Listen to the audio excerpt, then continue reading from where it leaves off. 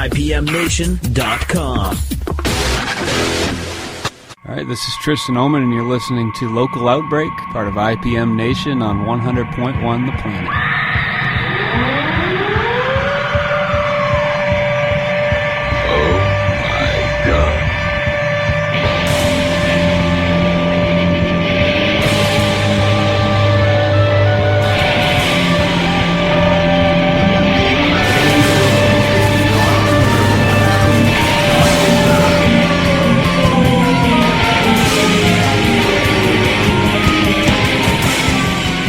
Welcome, everybody. Local Outbreak on IPM Nation and 100.1 The Planet. This is Matt from IPM Nation. We're here at the studio as we do the show every week at 50 Canal Street in downtown Laconia. TheStudioNH.com is a website if you want to check it out online, but please come down and say hello to Melissa, buy some stuff, funky little gift shop and art gallery, and I haven't been here in a couple weeks, and I'm looking at the wall. There's some new stuff there. That's pretty cool, actually. I don't know how to describe it because I don't know the vocabulary to describe art, but but come on down and Melissa would love to see you. And like I always say, please support not only local music but local businesses as well. Very, very important. And of course, we're sponsored by Central NH Events. If you need a DJ for your event, you can go to centralnhevents.com and hire Mr. Tim Martin. Also, Tweak Sound and Mastering if you need some audio production done. tweaksound.com. You can hire Mr. Matt Marcil for that. And, of course, Sonic Wallpaper. Ryan LeMay from Sonic Wallpaper continuing to do a great job helping to provide music lessons for kids in the area who couldn't otherwise afford them. And also doing some cool stuff in that vein, Inspire Music, Zach DeFosse and Franklin. They're doing their Inspire Music series the last Saturday of every month, and Local Outbreak is proud to be a part of that as well. And we're sitting here tonight returning for a second interview, although we did recently record his performance at Bert's Better Beers as well. But we have with us Tristan Omand, or Tristan, your last name, is it Omand or Omand, or how do you say it exactly? Omand. Omand, okay. I'm never sure if people say Omand, right. and I don't correct them because it's do people. I get Ormond a lot, so that's wrong. I was just about to ask you, do people sometimes drop an R in there? Yeah, they do. They're like, oh, he must be spelling his name wrong. Let me fix that for him.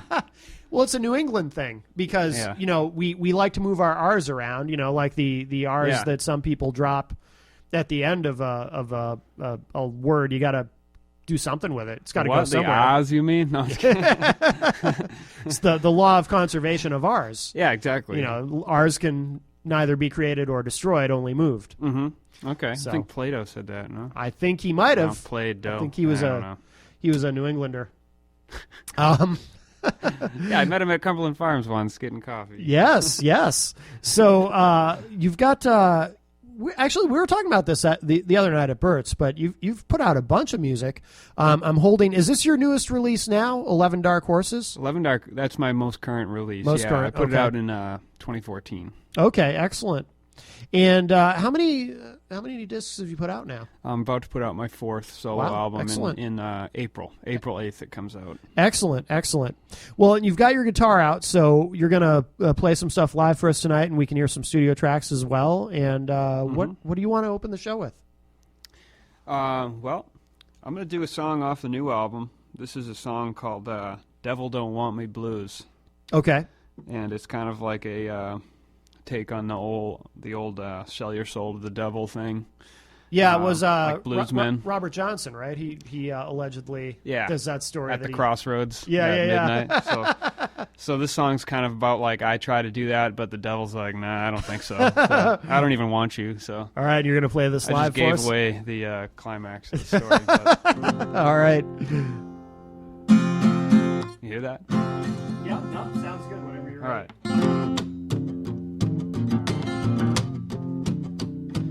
Got the same chord progression. It's an institution you should know.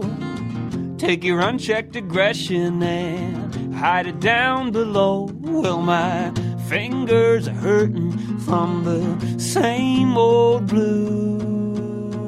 I've been out there searching in the morning dew. Well, I didn't find nothing I found something to do. It's not called Satanism, it's the plagiarism blues, yeah.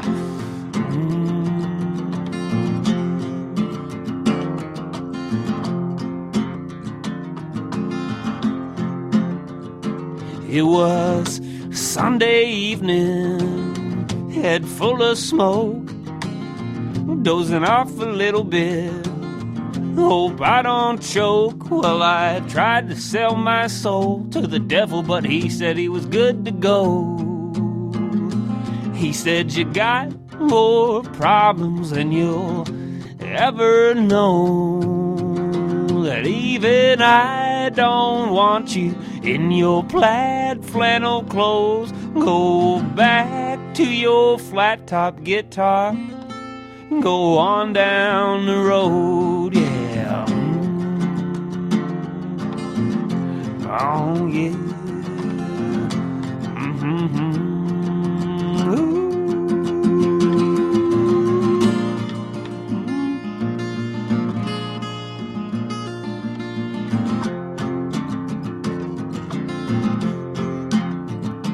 Well, I got me some feet down, baby, in my shoes. They're tapping out the time to the plagiarism blues. Well, my fingers are hurting from the same old blues. I've been out there searching in the morning dew.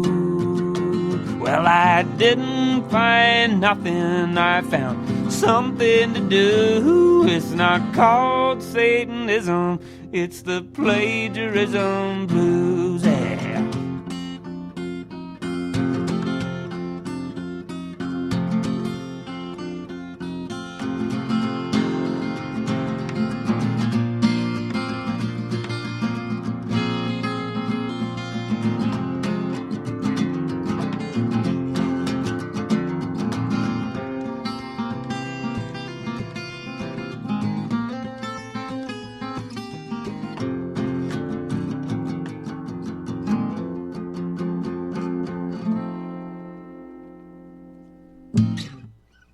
Very nice. Tristan Omand performing live for us here on Local Outbreak, and we'll be right back. IPMNation.com.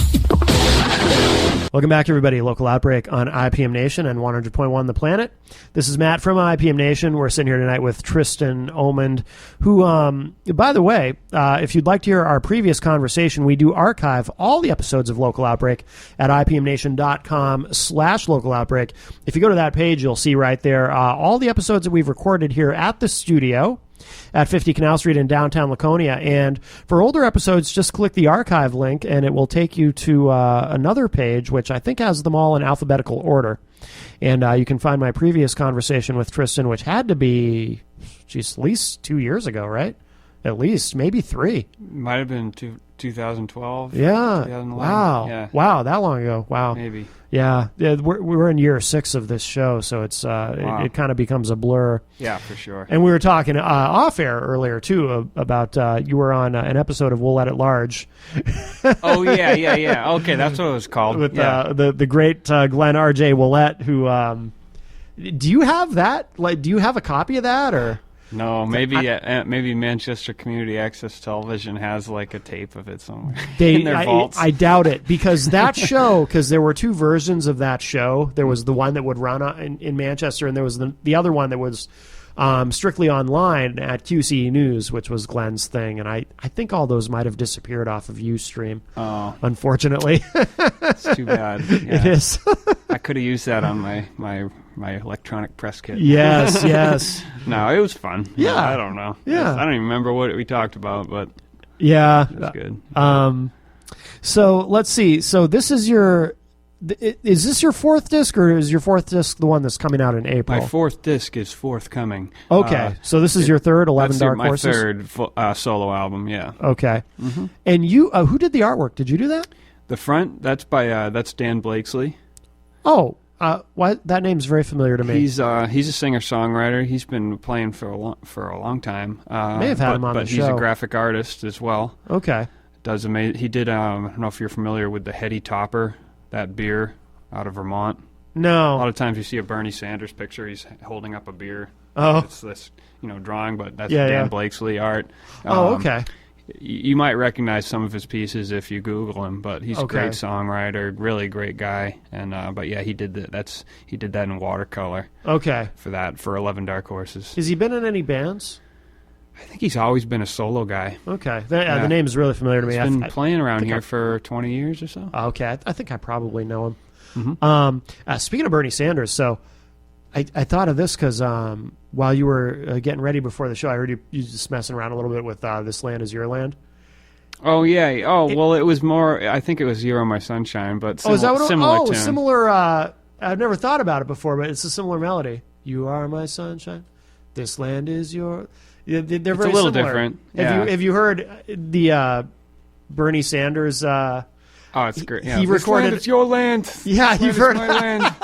Yeah. Yeah, for those who don't know, I just learned about this yesterday when Bernie was mayor of what city was he mayor of in Vermont? I think Burlington. Burlington. Yeah. Yeah, somebody approached him. I guess this guy approached him, this producer who didn't know that Bernie couldn't sing, but just kind of approached him about doing an album, and it's hilarious. Yeah, it's great. Because it's exactly, when you hear it, it's exactly what you would expect. Oh, sure. Yeah. Yeah. Yep. He doesn't really sing; he just kind of yells, and it's exactly what you would expect it to be. It's hilarious. Yeah, I think it was like 87 he did that. Yeah. With like a bunch of Burlington musicians. Yeah. Yeah. I was like, wow, that's real.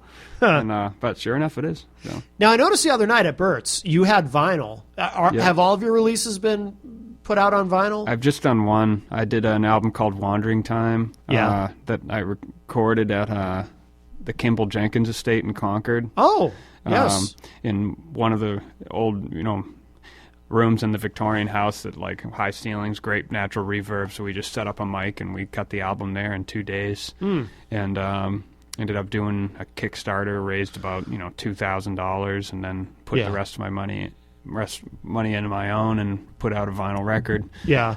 But no, that's the only record I've done on vinyl. But this next one, the lesser known Tristan Omand, which is my 4th album coming out in April, that's going to be on vinyl. Cool. And I should be getting test pressings from that soon. Actually, speaking of Burlington, it's the Burlington Record Plant is who's manufacturing the vinyl, which is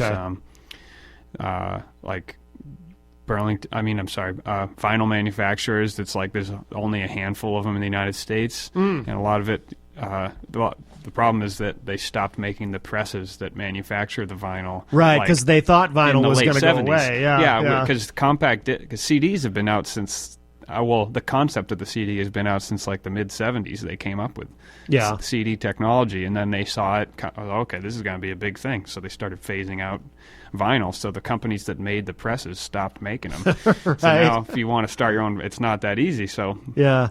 When I did the last album on vinyl, Wandering Time, in 2012, I had to go through United Record Pressing in Nashville, which is like one of the biggest manufacturers, and they do Willie Nelson and the Beatles and stuff. So some little guy from New Hampshire, they don't really, they didn't really care too much about. So, but I'm glad to be working with a local company in Burlington. So when you say the company in Nashville, when you say they didn't really, care about you being a guy from New Hampshire, what do you mean? Like, were you just kind of low on their priority list as far as getting your project pressed? Well, yeah, it's like I thought I was paying for shrink wrapping, and like I got the 500 records delivered to my house, and then I looked at them, and none of them were shrink wrapped. Oh no! And I told them, I was like, I wanted shrink wrap on these. How am I supposed to, And they're like, oh well, we didn't charge you for them, so whatever, And then it's like a handful of them were warped, and I was like, there's really? a handful of warped ones, and just no response. So that's awful. I mean, whatever. I mean, I guess.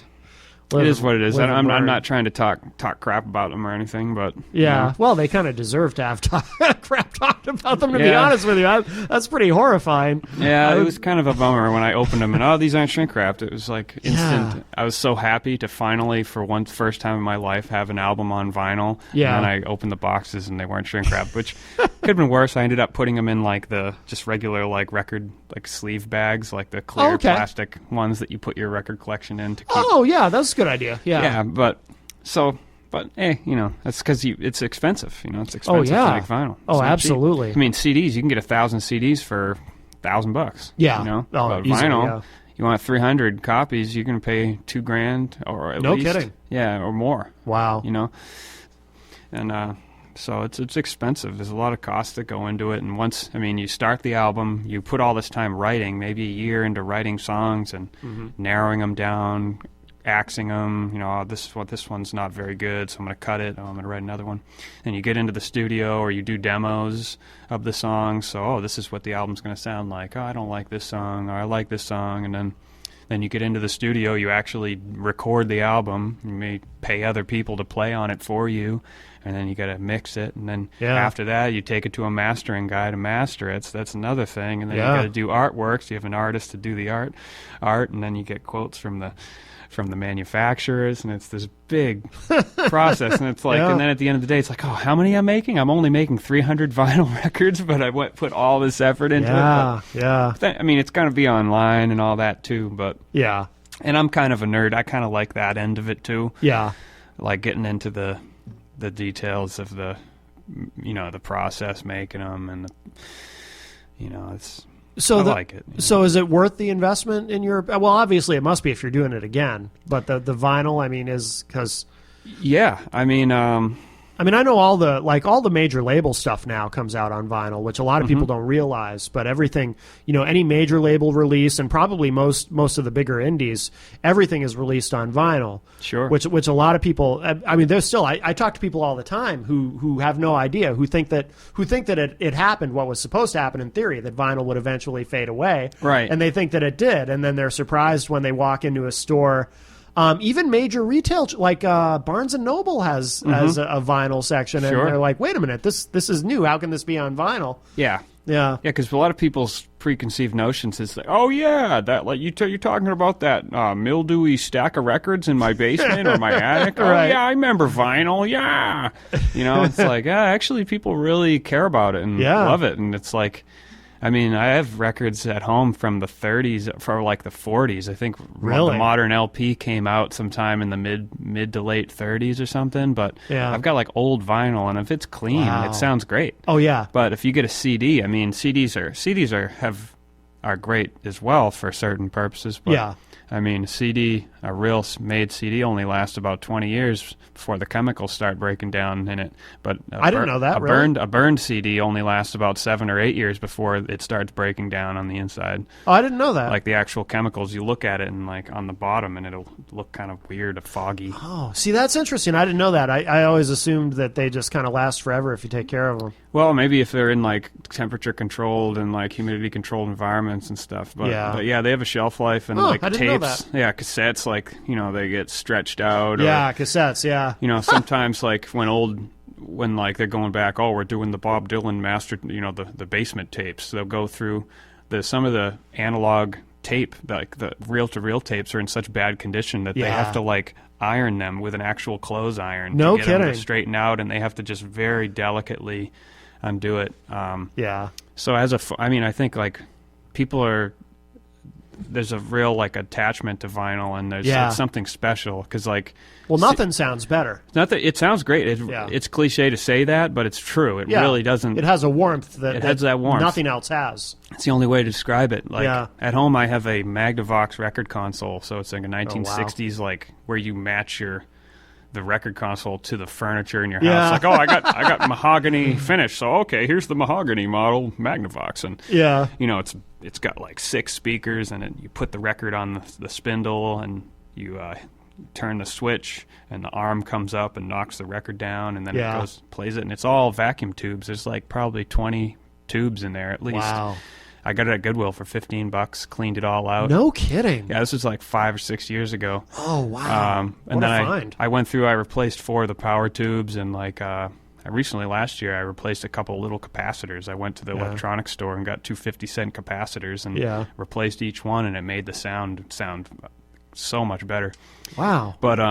But yeah, if I'm at home and I put on a record, like a clean record without scratches, and I crank that thing, it sounds so nice, and you can feel it in your gut. And it's like, if you're in the other room doing dishes, it sounds almost like, John Prine's in the other room playing, or Bob Dylan. It's like, there's a real like the elements of vinyl, like they jump up more and they're more animated than on like a CD where it's like the content is turned into ones and zeros, so it kind of gives it a blanket kind of like, if you go over that zero mark or whatever, if you go over that threshold, then you're going to get into digital clipping. So they put a ton of compression on it, and they level the audio playing field pretty much. But if you're working with analog, even even cassettes that were done well, if you crank those things, they sound great. Like I've got a Lemonheads cassette at home that sounds awesome. No kidding. Yeah.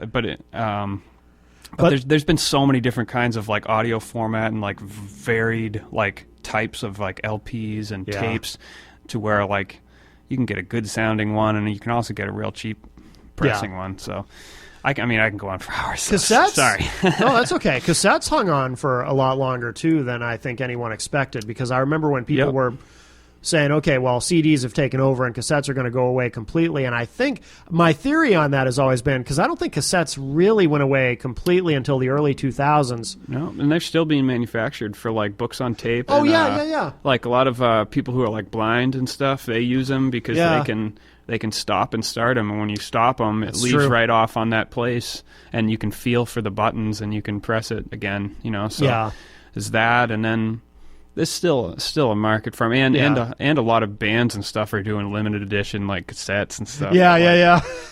The only thing with that is that like you buy this brand new cassette and you take it home and you put it on a tape player that hasn't been used in 20-something years, and the belts are all stretched out or something like that, so it might ruin your new tape. So it's like, yeah, that's true. People are gonna have to go out and get their tape decks reconditioned or something. See, I'm old enough. When I was a kid, I would actually, if I had a cassette that broke, I would actually. And probably more often than not, it wouldn't work out, but sometimes it would. I would just try to get like a really thin strip of Scotch tape, and I would actually Scotch tape it if I could get to it. If it was, I would Scotch tape it back together, like splice it, and then and then with my finger just kind of turn it and try to get it, so it would. And sometimes it wouldn't work out. Sure. It would just end up re-breaking. It's worth a shot. And obviously the audio was messed up in that one spot, but sometimes it would work. Yeah. It's, tapes, they certainly, because growing up in the mid-'90s and stuff, like in the 90s for me, like tapes, I mean, when I first started playing bands and stuff, that was all you could do was make a demo tape. And then at home, didn't have a CD player till like maybe the early 2000s or like 99 or something like that. So it was all tapes for a while. Like there's still a fondness to about tapes, probably the same way that people feel about LPs, right? Growing up, we didn't have a video camera. My mom had this little micro cassette recorder, so there's like a few cassettes at home of like my brother and me, just like saying whatever, like. But so it's they certainly still have their place. But the coolness factor of vinyl is like way over cassettes. It's like, and they're easy to store. You can have a shelf, and like they don't take up much space. Yeah, that's true. And then when you look at it, you can see the person. Like if you can see what the artist looks like or whatever. Read the liner notes, see where it's recorded, look at the lyrics. Like, and you can do that. A lot of CDs have that too, but it's different when you can hold this big record. And absolutely, it's a more endearing kind of format. And to think that music, like, it's like a lot of people prefer their music like digitally,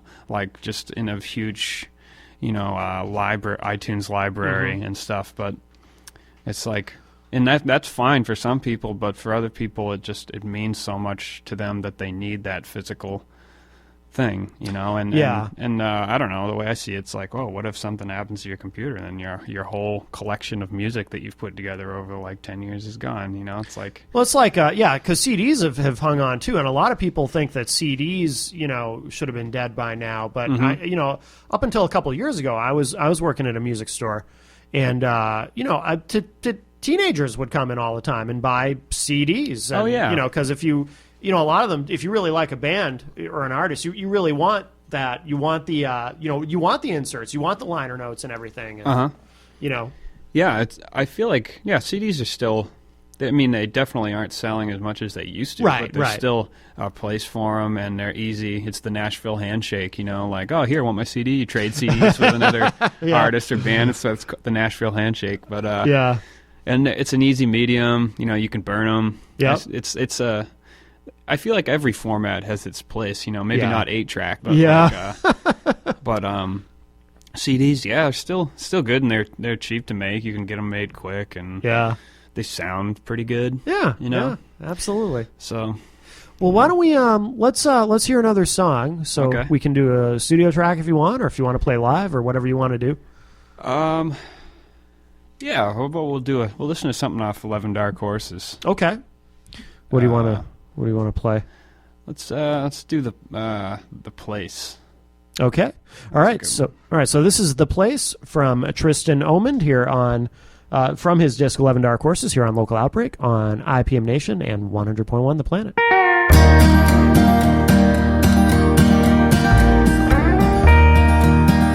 When you get to the place, walk, don't run. When you get to the place, walk, don't run. This ain't no race, this ain't for fun. Just do what has to be done.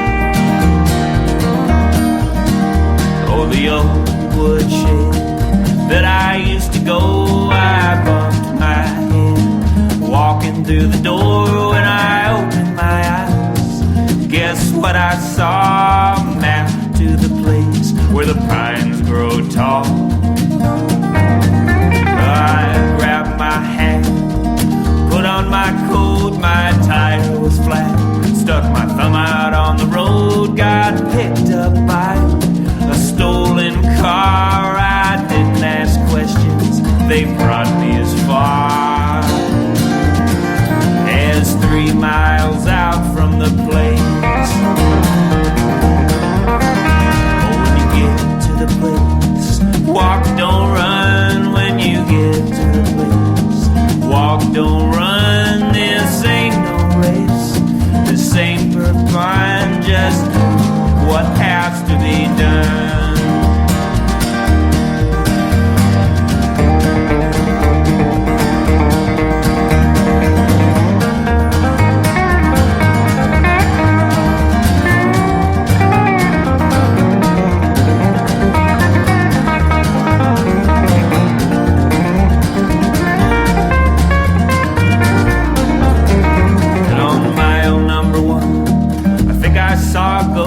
In the heat of the day, I was beginning to roast. I wiped my brow and loosened my shirt. It was high noon when my feet began to hurt. And on mile number 2, my pace slowed down. I walked with a strut past the burying ground where folks are dying to get in and living to stay out. Number 3, I started picking up speed. I dropped right down to my knees. I couldn't believe I was at the spot. This place has all that I haven't got. When you get to the place, walk, don't run. When you get to the place, walk, don't run. This ain't no race, this ain't for fun. Just do what has to be done.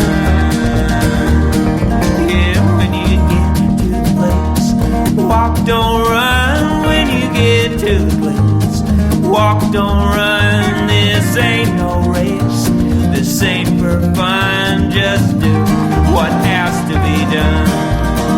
Oh, just do what has to be done.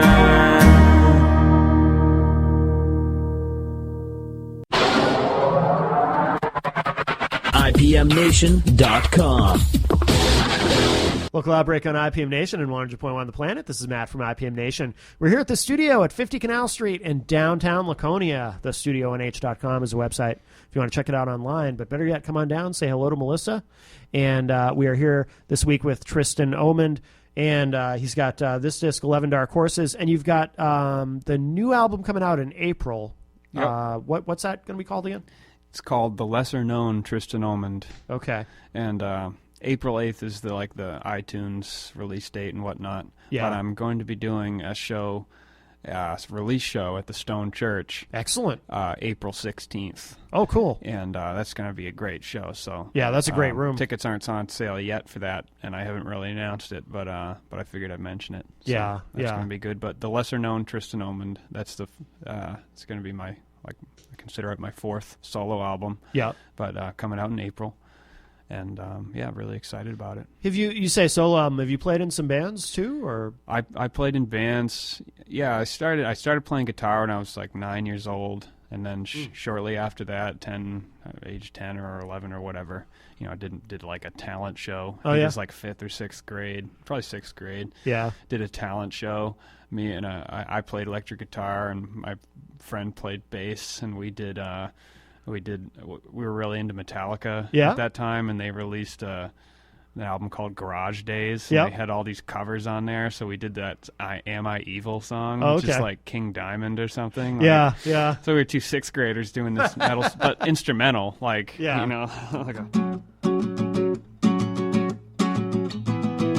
like Yeah, some yeah. metal stuff. So, but anyways, so once I got into that,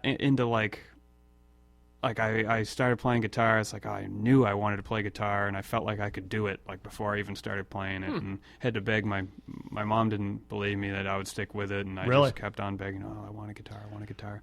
So they went down and rented me a guitar from Ted Herbert's in Manchester, and Yeah. signed me up for guitar lessons, and I started playing in little bands when I was like 10 or 11 years old, and I remember one time we used to play at the Sad Cafe in I remember the Sad Cafe well.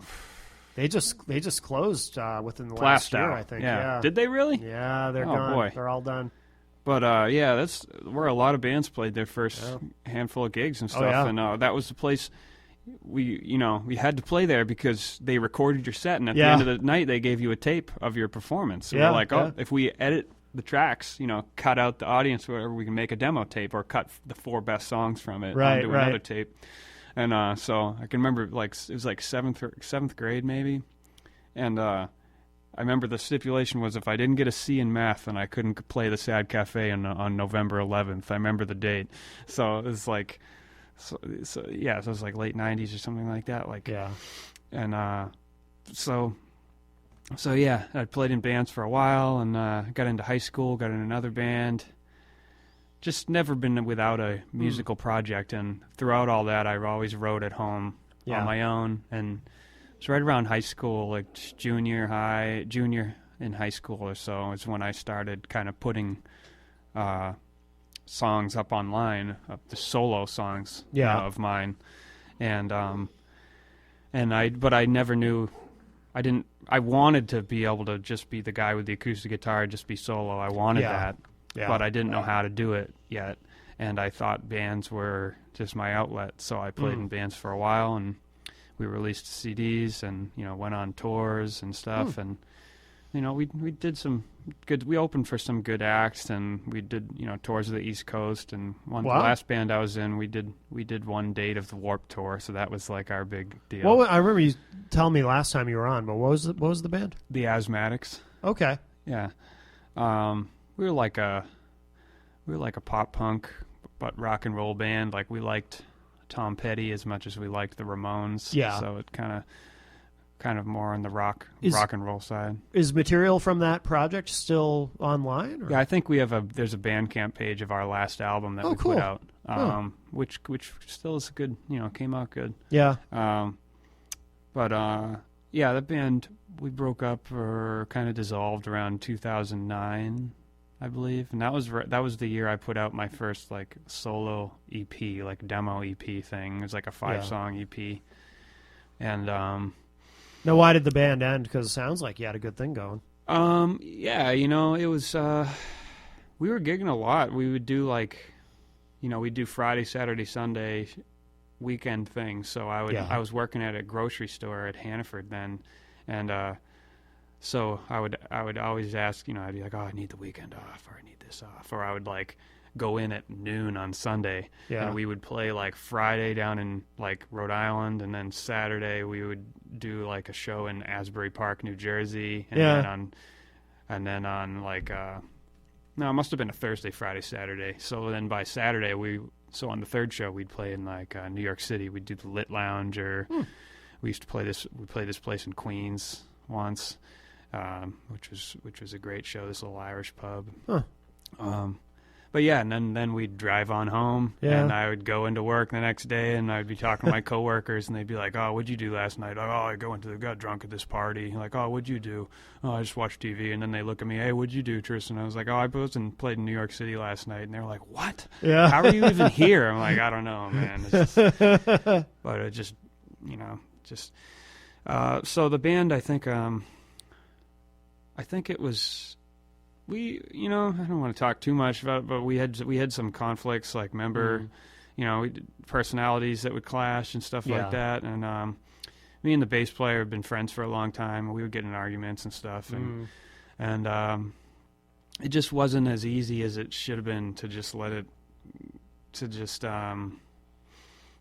create. There was always all this extra stuff that we had to argue about. In retrospect, we should have just been like, "Oh, this is great, why don't we just relax and play music?" But so around, I'm sorry, what were you saying? Well, I was gonna say, did you always kind of have it in the back of your mind though that, well, if the band doesn't work out, you kind of wanted to do a solo thing anyway? Yeah, I knew I wasn't gonna give up, because I didn't have anything else to really like fall back on, or like but I guess I knew I always had, I could always just go out and play solo too. And once I did that, I was like, oh, I can play as much as I want, and I can, there's so much freedom to it, then I could, the amount of gigs that I can do is that much more, because it's a little easier to sell a solo act. Oh yeah. In a bar or cafe or this or that, or private function or whatever, as opposed to a loud, like punk rock band. There's only so many venues you can play, and we played a lot of great shows and did a lot of like good like basement shows and stuff, and like, and I still like those guys, and I got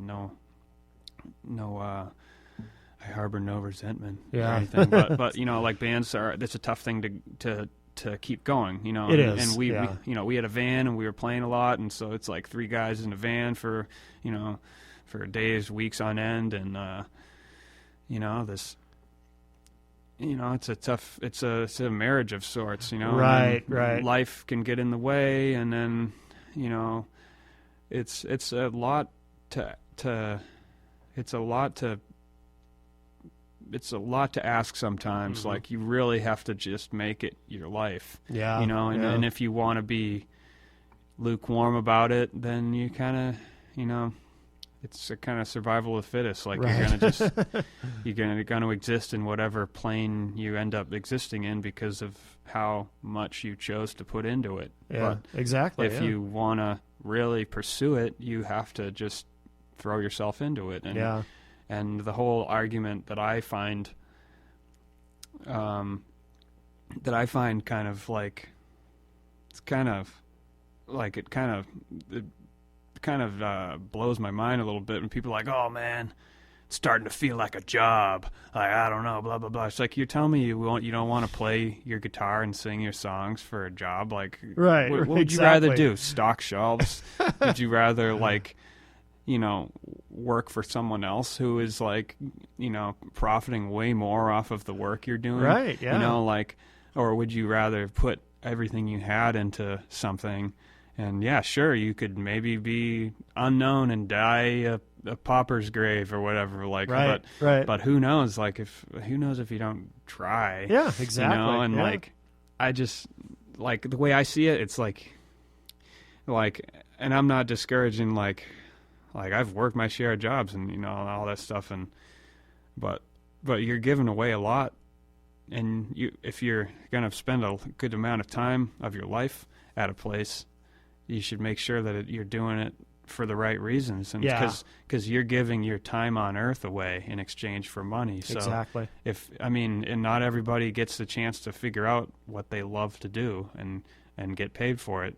But if you can and you succeed at it and you try as hard as you can, then that's great. It's like, obviously being an independent musician or a touring musician isn't for everybody, and there's a lot of like real disappointment and downsides that you have to deal with, and like, oh, why am I driving 500 miles to play a show? And they oh, what did I make? Oh, I sold one CD and they gave me a cup of coffee, you know? And it's like, how is it? But you just have to just like keep going. It's I heard Carlos Santana sum it up once. He just said, "The road is mean." Mm-hmm.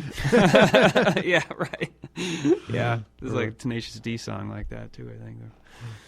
Why don't we hear another? Let's hear another song. What do you want to do next? Let's see here. I will do. This is a song called "Old Straight Six." This one's off the next album coming out in April. Okay.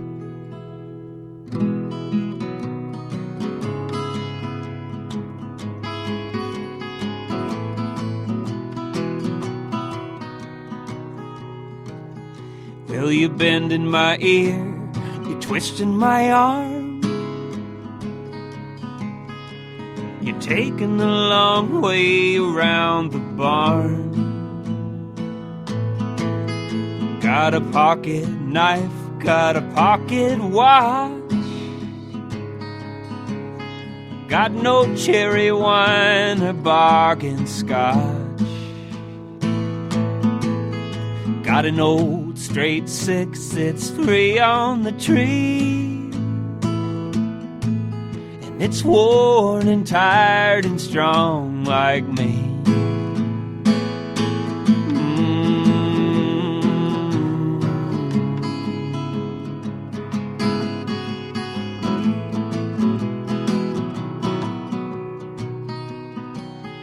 Got $5 more and 3 days bread, and I'll make it farther than they all said. No need to forget me when I go away, you'll be reminded of me nearly every day. Got an old straight six, it's 3 on the tree, and it's worn and tired and strong like me. Well, I bet all the sand at Hampton Beach, and say the life you wanted is within reach.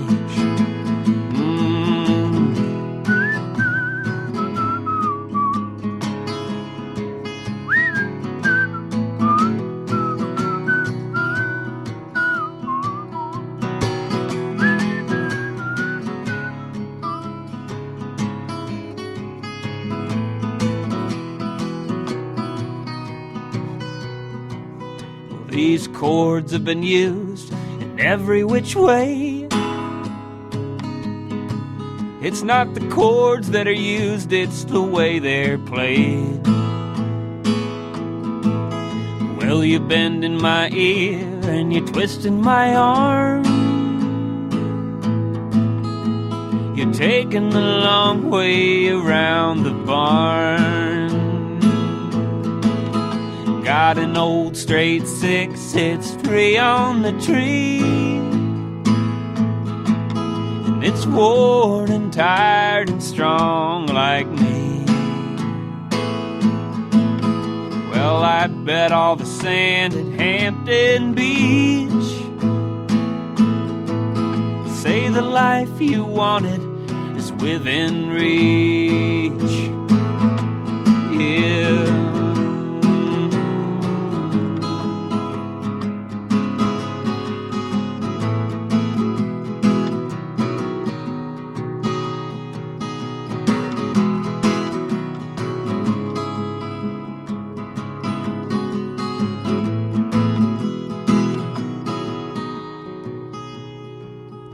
Well, you bend in my ear, you twist in my arm, you're taking the long way around the barn. Very nice. Tristan Omand, everybody. We'll be right back. IPMNation.com. Local Outbreak, everybody. Welcome. We are, of course, at the studio, as we are every week at 50 Canal Street in downtown Laconia. TheStudioNH.com is the website. And thank you to Melissa for inviting us to do the show here every week. And thank you again to Tristan Omand for being our guest here this week. And where should people go online to keep up with everything that you're doing and get your music and all that? Well, I'm on like all the sites. It's Spotify and Pandora and stuff, and iTunes and Amazon. Yeah. But if you go to tristanomand.com, Tristanomand.com, you can. It's a good centralized thing for everything I do, you know, and I keep it pretty updated, and I put a lot of work into it recently, and but yeah, and I have a Facebook music page and all that stuff, and so. But cool. tristanomand.com is the best resource. Okay, and of course we're going to have you back in April to. I think we confirmed a date, didn't we? I think we did. Yeah. So for the new disc coming out in April, so really looking forward to that. And Tristan, thank you so much for being here. And how do you want to conclude the show tonight? Jeez, man. I don't know. Just real thankful that you had me, and I appreciate you having me on. Oh, yeah. No, I just meant... You mean what song? Yeah. Oh, I thought I was supposed to say some, like, closing, like, thank you so much, Matt. A closing statement. Everything that you do. Well, it is nice to hear. You're welcome.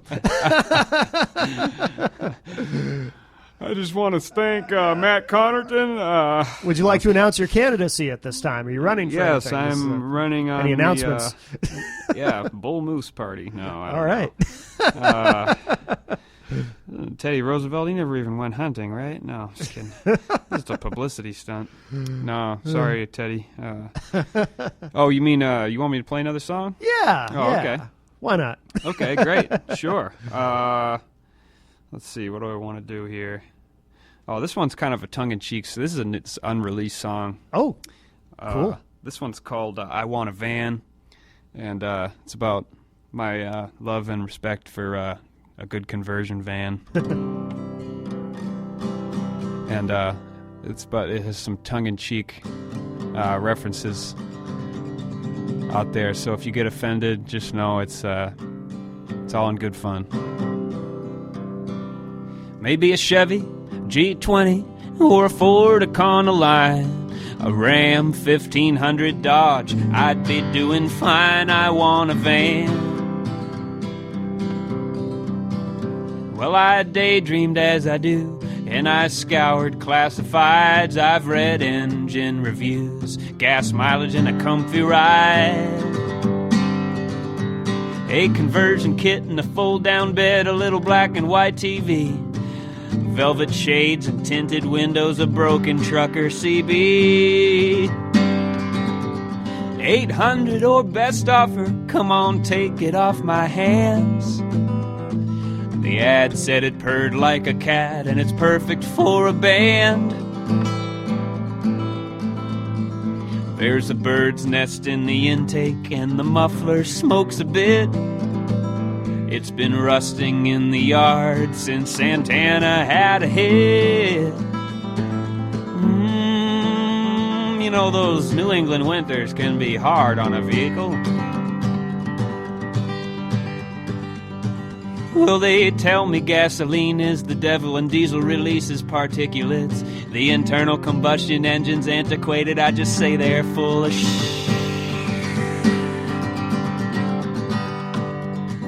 Well, I love old Mother Earth, yes, I respect her quite a bit, and I voted Democrat, but I'm a devout motorist. 800 or best offer, come on, take it off my hands. The ad said it purred like a cat, and it's perfect for a band. There's a bird's nest in the intake, and the muffler smokes a bit. It's been rusting in the yard since Santana had a hit.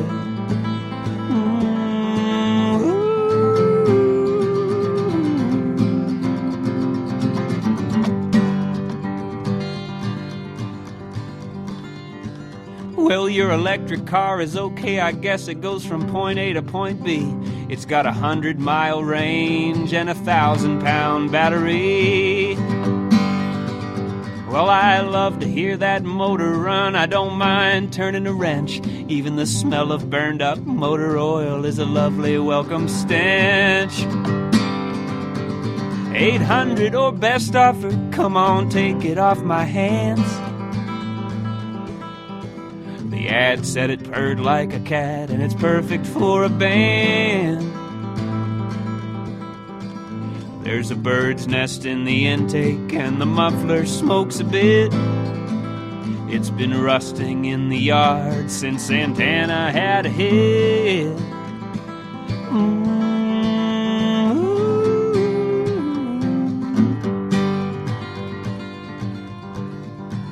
Maybe a Chevy G20 or a Ford Econoline, a Ram 1500 Dodge, I'd be doing fine. I want a van. Very nice. Tristan Omand, everybody. Thanks, man. IPMNation.com.